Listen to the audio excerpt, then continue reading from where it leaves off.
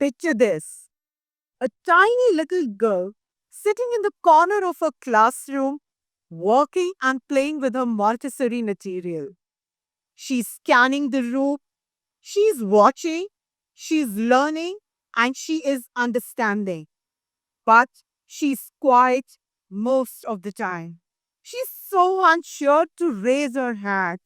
She is too shy to make friends, and she stays quiet. The same little girl at her home is bubbling with energy. She's extremely full of vivid imagination. She has so many questions to ask, and she's crafting stories. She is my daughter at 4. Today, she's 90, and that contrast changed my life.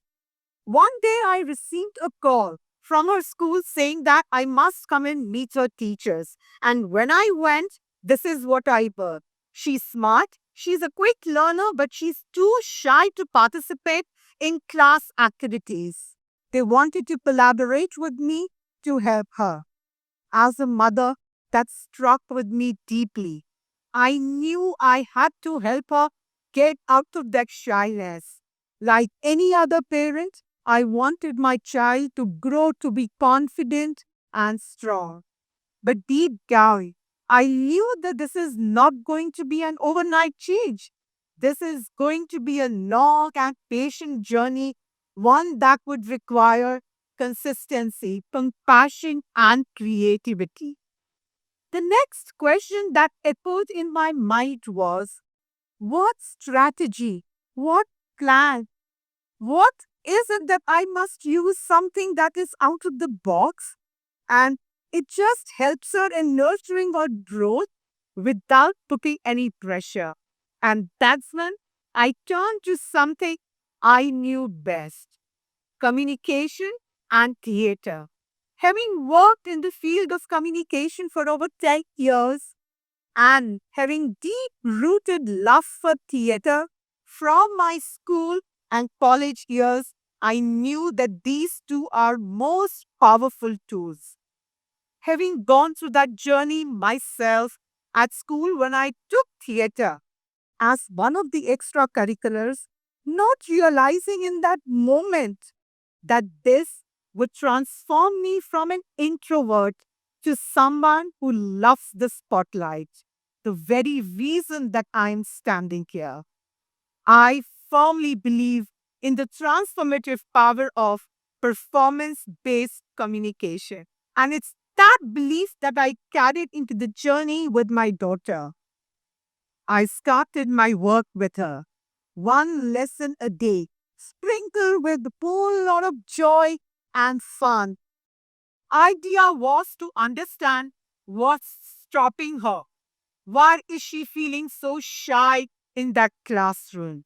I started with simple game of question and answers, asking her questions beyond how was your day? Asking her questions like, what makes you happy? What makes you sad? Did you share your lunchbox with someone? How are your teachers around you? And how were you around them?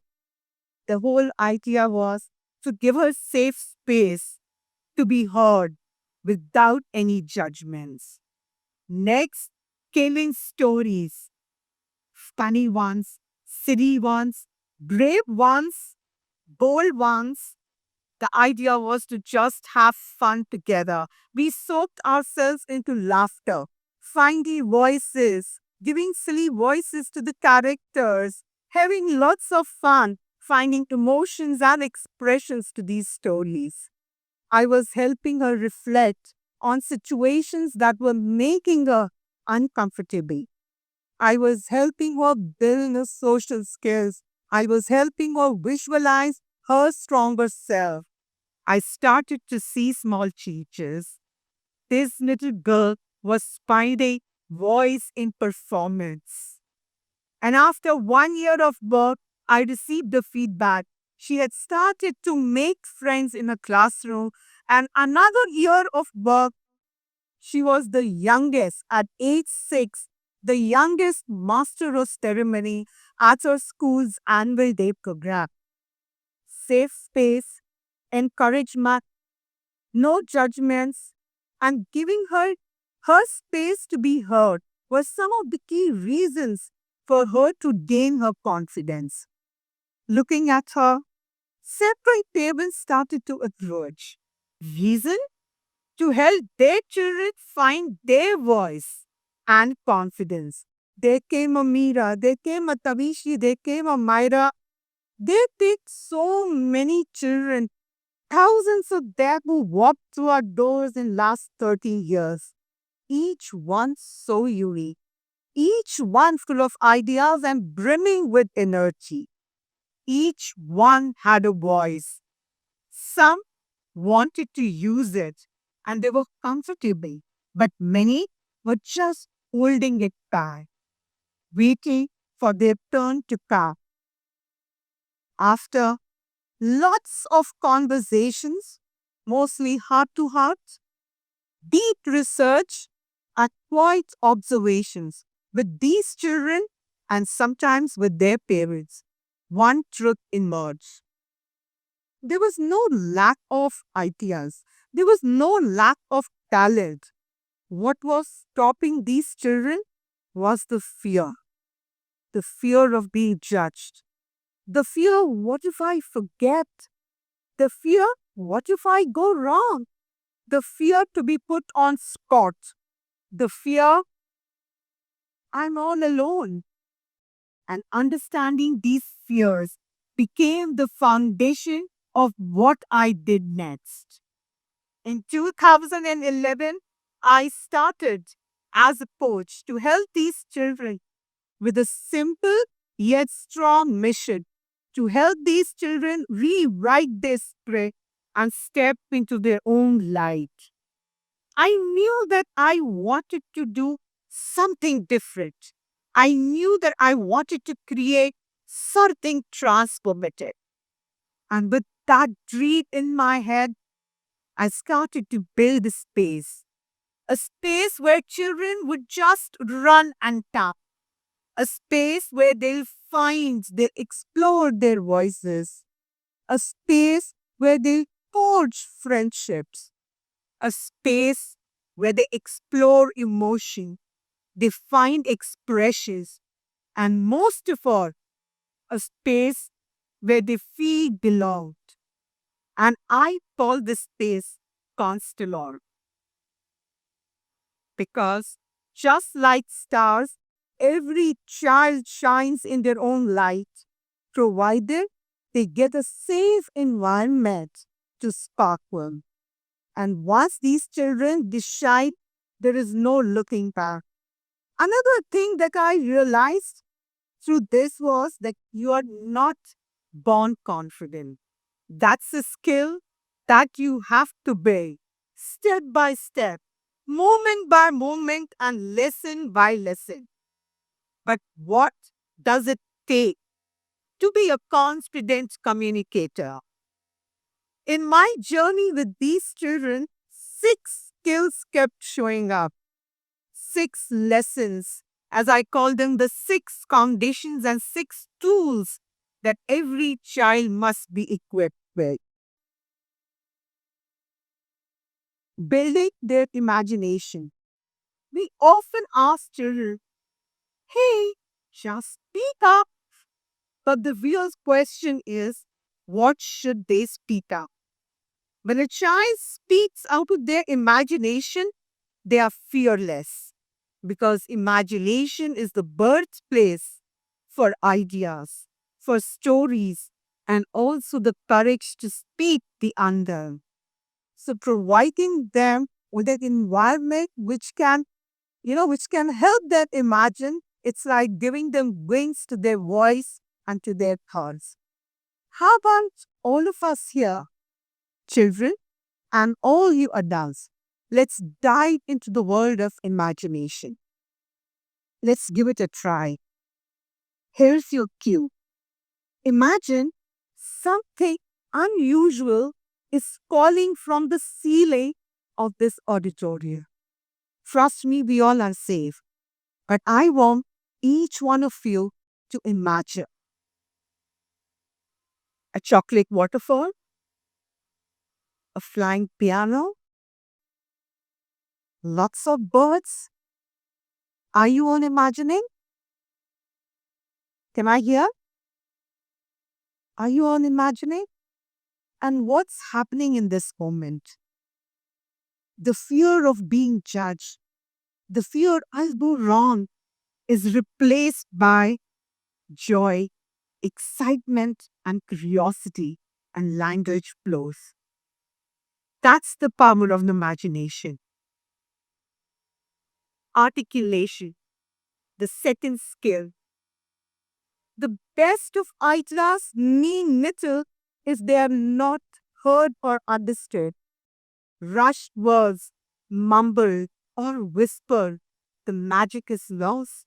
It's extremely important to train and coach children to speak with clarity and conviction using their voice and expression.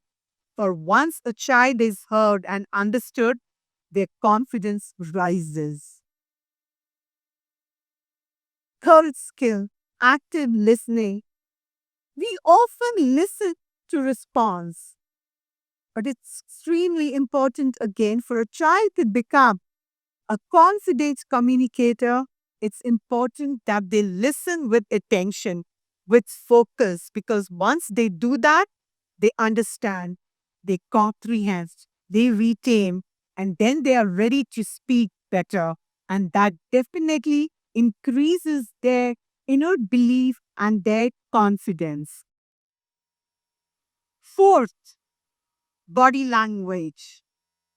Communication is not just about what you say, it's about how you say it, how you walk, your hand gestures, your facial expressions, your body stance, your eye contact. These are your silent storytellers. It's extremely important to be in a good body stance when you face an audience. For I have seen children transform only by helping them learn how to stand tall and smile. Confidence is not something that you feel, it is something that you also need to show. Fifth, speak up. Often the hardest part in this journey towards building confidence. For a child speaks when they are feeling safe, seen, and understood. It's extremely important to build that trust with children to help them fighting their fears and to helping them realize that their voice matters. To actually help their fighting fears, this foundation is extremely important because then children will not just speak in words, they speak with absolute self assurance and self belief. Sixth skill, performance. And I say the power of performance. Let me share something with each one of you. In my school days, I always observed the most confident walk the stage, and the others would just watch there from sidelines. I firmly believe that every child should get a platform to stand up and present. Because by facing an audience, they may be scared initially, but slowly and steadily taking small steps, their confidence rises. No spotlight snatched, no voice unburned. For when a child speaks to express and not to impress, they learn so much beyond performance. They learn teamwork. They learn to enjoy shared experiences and pride. And that to me is real magic. For once a child learns to speak fearlessly, they start to see themselves differently. They start to see the world around them differently, and perhaps the world starts to see them differently. And that's the power of effortless and good speaking. I stand here today And I invite all you parents to look closer to what is it that your child needs, not just academically, but socially and emotionally. For if you think that this is a skill they will gain as they grow, my dear friends, I want you to reconsider. For this is not a quality. This is a skill which is built step by step with right guidance, with right motivation, by equipping them with the right tools at the right age. And to anyone here, if you have felt ever little less or nervous to speak up, I leave you with this. Your voice is your strength. Own it, honor it, and use it to shape your story, rewrite your script, and step into the world with confidence. Thank you.